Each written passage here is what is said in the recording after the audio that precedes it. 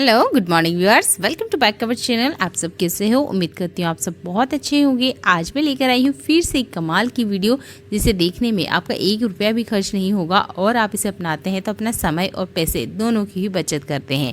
देख लेते हैं आज का ये यूज़फुल वीडियो। आपको मेरा वीडियो अच्छा लगता है तो वीडियो को लाइक और शेयर करना बिल्कुल ना भूलें। चैनल पर पहली बार आए हैं तो चैनल को सब्सक्राइब ज़रूर कर लीजिएगा। अभी फ़िलहाल में गर्मियों की छुट्टी चल रही है तो हर घर में ना बच्चे ज़रूर होते हैं। ये जो बच्चे होते हैं ना, कुछ ऐसी शैतानियाँ कर देते हैं जिसकी हमने उम्मीद नहीं की होती है। मेरा जो बड़ा बेटा है ना, उसने मस्ती मस्ती में गलती से ही सही पर तेल गिरा दिया है। अब ये जो आंगन है ना, पूरा तेल से भर चुका है। ये जो पानी के निशान है वो तो मिट जाते हैं जैसे तैसे, पर ये जो तेल के निशान होते हैं ना, ये आसानी से नहीं मिटते हैं। तो यहाँ पर उसने पूरे एरिया में तेल गिरा दिया और अपनी चालाकी से उसने साफ भी कर दिया। पानी के निशान तो मिट जाते हैं पर तेल की नहीं मिटते हैं। तो अब इन निशानों को कैसे मिटाएं, उसने मुझे बताया तक भी नहीं कि यहाँ पे तेल गिर चुका है। जब मैं यहाँ चलने लगी तो मुझे यहाँ पे चिकनाहट महसूस हुई। अच्छा, ये इतनी ज़्यादा चिकनाहट होती है ना कि आप नॉर्मल पानी से इसे धोएंगे तब भी नहीं निकलेगी, सर्फ वगैरह यूज़ करेंगे तब भी ये दाग नहीं जाएगा।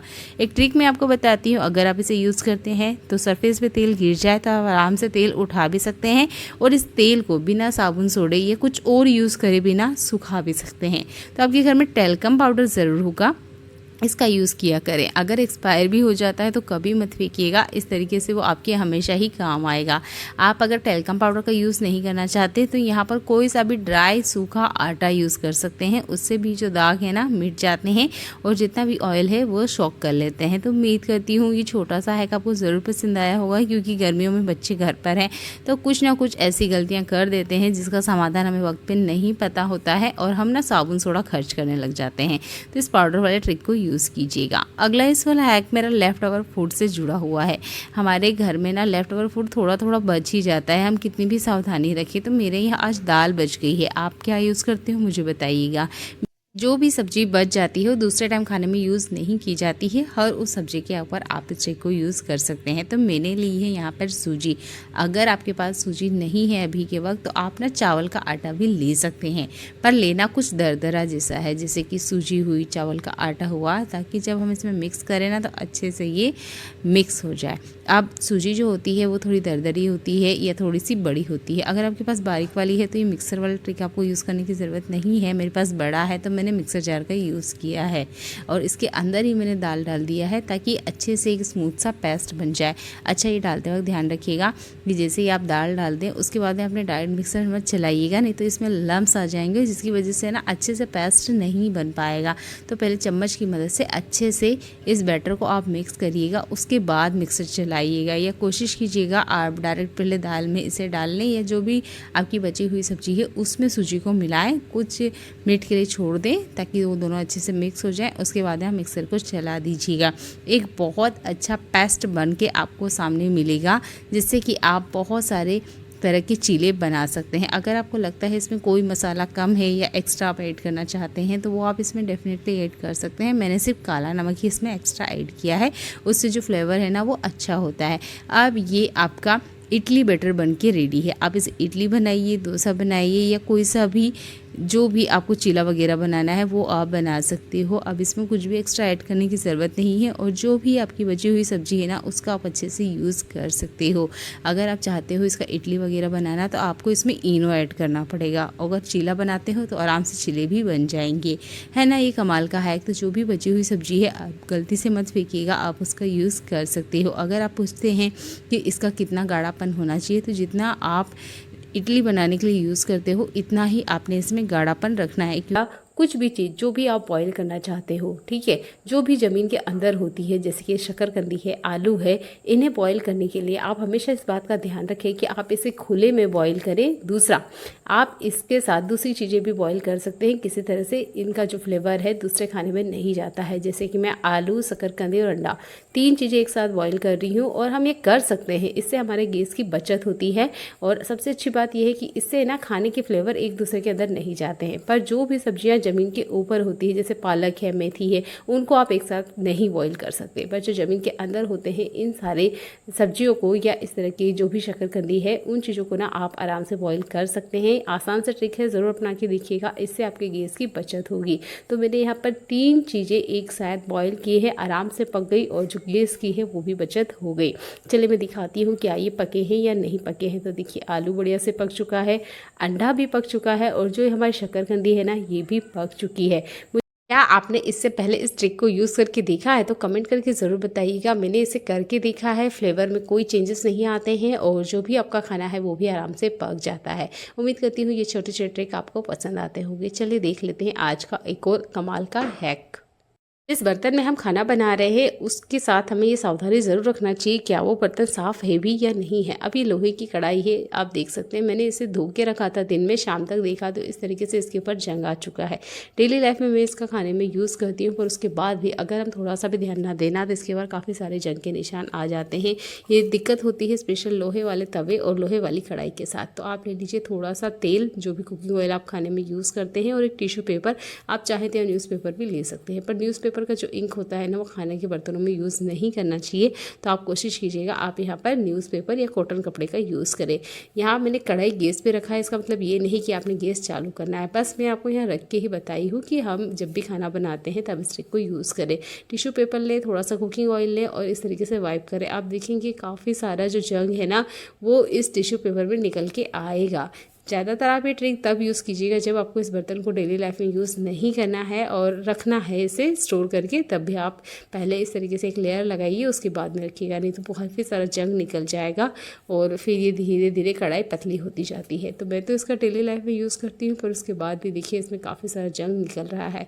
तो खाना बनाने से पहले स्पेशली जो लोहे के बर्तन होते हैं इसके ऊपर इस ट्रिक को यूज़ कीजिए, उसके बाद में ही आप अपने लोहे के बर्तन को खाने में इस्तेमाल करें, क्योंकि इतना सारा जंग हमारे खाने के लिए ठीक नहीं होता है। अगला यूज़फुल हैक ऐसे बर्तनों के लिए है जिस पर हम ध्यान नहीं देते हैं। ये एक डब्बे का ढक्कन है, शायद 15 साल हो चुके हैं, मैंने भी कभी ध्यान ही नहीं दिया, पर आज जब मैंने इसे ध्यान से देखा तो देखिए इसका स्टिकर नहीं निकला है। इस कंटेनर का ढक्कन लगभग 12 साल से मेरे पास है और देखिए मैंने भी कभी ध्यान दिया ही नहीं। अगर आपके पास भी ऐसा कोई बर्तन है जिसका गम नहीं निकलता है या किसी वजह से वो आधा अधूरा ही निकला हुआ है तो आप ना इसे गैस पर रख दीजिए, थोड़ी देर लगेगी, गर्म होने के बाद में अपना जो स्टील स्क्रब है इससे रब कर दीजिएगा, जितनी भी ये गम वगैरह है ना आसानी से निकल जाती है। कोशिश कीजिएगा आपने सिर्फ स्टील के और एल्युमिनियम बर्तन पर इस ट्रिक को यूज़ करना है। अगला यूज़फुल हैक मेरा प्याज से जुड़ा हुआ है। जैसे ही गर्मियों का मौसम आता है प्याज का छिलका बहुत ज़्यादा पतला हो जाता है।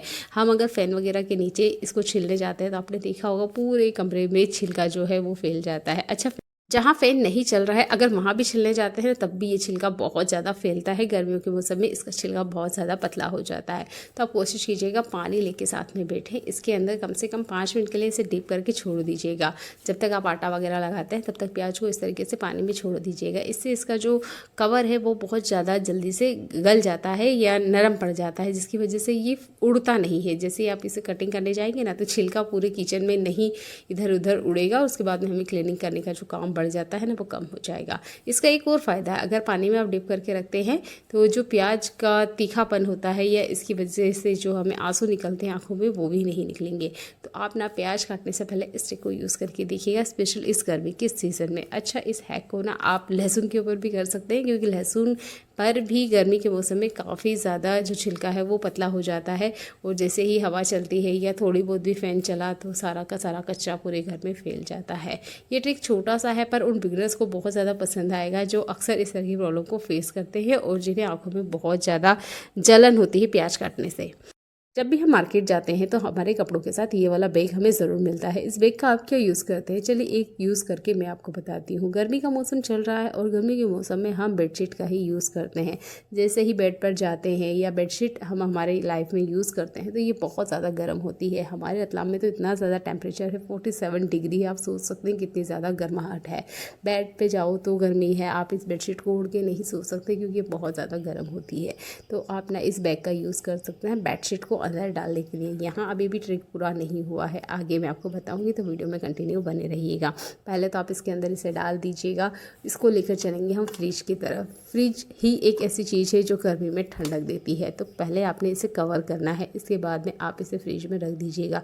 इतना एरिया ना मैं खाली ही रखती हूँ ताकि बेडशीट है, जो कपड़े हैं, मुझे लगता है कि अभी बच्चों को पहनाने हैं और काफ़ी ज़्यादा गर्म हो रखे हैं, तो वो मैं इसके अंदर रख देती हूँ। ज़्यादा देर के लिए नहीं, कम से कम 5 या 10 मिनट, इससे ज़्यादा आपने नहीं रखना है, जो बहुत ज़्यादा ठंडे भी हो जाते हैं।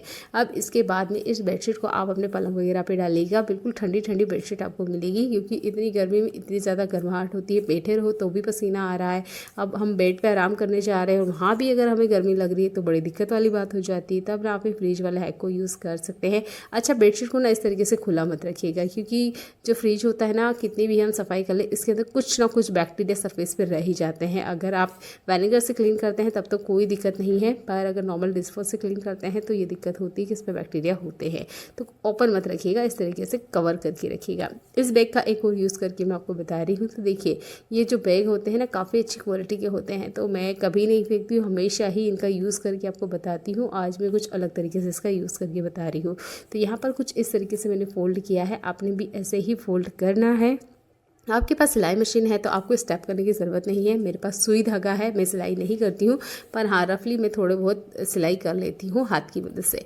तो आप चाहे तो यहाँ पे स्टिचिंग कर लीजिएगा। कैसे करनी है चलिए ये दिखा देती हूँ। तो मुझे तो इसे नहीं करना है, ये मैं आपको एग्जाम्पल दे रही हूँ।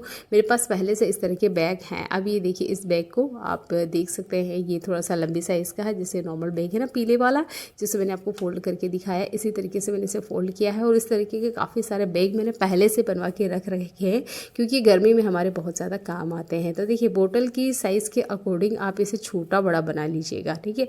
मेरे पास जितनी बड़ी बोतल है उस साइज़ के मैंने ये काले वाले बैग बनवाए हैं। मेरी जो जेठानी है वो सिलाई करती हैं, तो उन्होंने इस तरीके के काफ़ी सारे बैग पहले से बना के रख रखे हैं, जिसका यूज़ वो भी करती हैं और हम लोग भी करते हैं पानी की बोतल को रखने के लिए। गर्मी के मौसम में ये जो पानी की बोतल होती है ना, बहुत जल्दी वापस गर्म हो जाती है।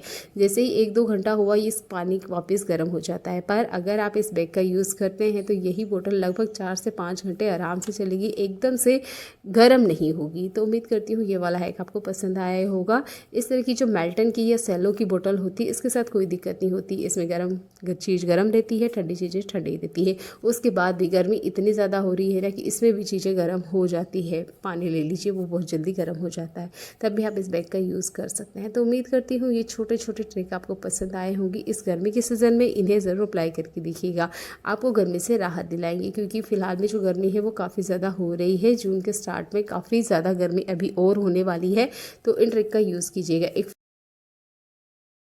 गर्मी के दिनों में राहत पाने के लिए मैंने 2 ट्रिक आपको बताए हैं, इन्हें ज़रूर यूज़ करके देखिएगा, आपको गर्मी में थोड़ी सी तो राहत मिल जाएगी। और सबसे अच्छी बात है, यहाँ आपको पैसा खर्च नहीं करना है, बस घर में जो रखे हुए सामान है ना उसका सही तरीके से इस्तेमाल करना है। अगला ही ट्रिक जो है वो गर्मी से ही जुड़ा हुआ है। गर्मी में हम नहा लेते हैं, उसके बाद भी हमें परफ्यूम की ज़रूरत होती है, पाउडर की ज़रूरत होती है। कारण बताऊँ, क्योंकि हमें पसीने आते हैं, पसीने की वजह से बैड स्मेल आते हैं और काफ़ी सारे बैक्टीरिया हमारे बॉडी के ऊपर रहते हैं। 3-4 घंटे के बाद में वापस वैसे ही हालत हो जाती है, फिर से लगता है एक बार और नहा लिया जाए क्या।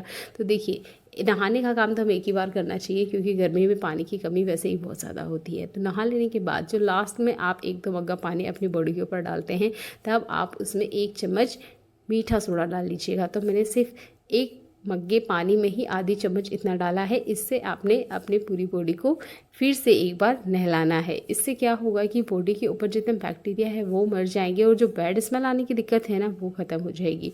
तो कोशिश करना है आपने मीठा सोडा ही यूज़ करना है, बेकिंग पाउडर यूज़ गलती से नहीं करना है। ये जो मीठा सोडा होता है ये एंटीबैक्टीरियल होता है, हमारी बॉडी के ऊपर पनपने वाले बैक्टीरिया को ख़त्म करता है। जब बैक्टीरिया नहीं रहेंगे तो शरीर में से बदबू भी नहीं आएगी। इस गर्मी के सीज़न में 2 से 3 बार इस ट्रिक को यूज़ करके देखिएगा, आपको 100% रिजल्ट मिलेंगे और रिजल्ट पॉजिटिव मिलते हैं तो कंटिन्यू लाइफ में यूज़ कीजिएगा।